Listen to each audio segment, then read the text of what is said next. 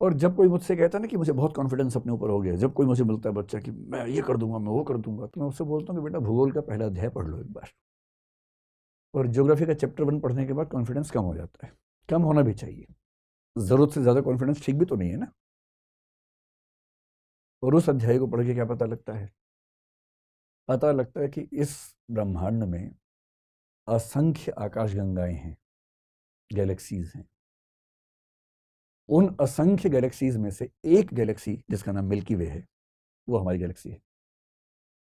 उस एक गैलेक्सी में असंख्य तारे हैं, स्टार्स हैं बहुत सारे। उन तारों में से एक छोटा तारा जिसका नाम सूर्य है, सन है, वो हमारा पड़ोसी है। पड़ोसी मतलब 15 करोड़ वर्ष, मतलब ये किलोमीटर की दूरी पर लगभग।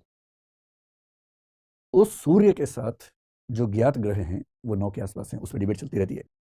उन 9 ग्रहों में से एक ग्रह पृथ्वी है।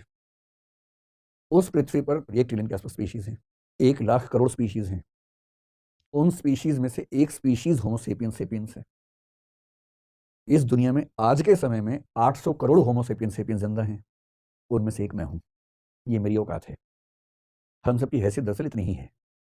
कई बार भाव आता है मन में कि अरे मैं हूं तो दुनिया चल रही है, मैं नहीं रहूंगा दुनिया कैसे चलेगी। ये भाव आता है मन में, इस उम्र में ज्यादा आता है आप लोगों की उम्र में। जब जब कॉन्फिडेंस ज्यादा होने लगे तो ये अध्याय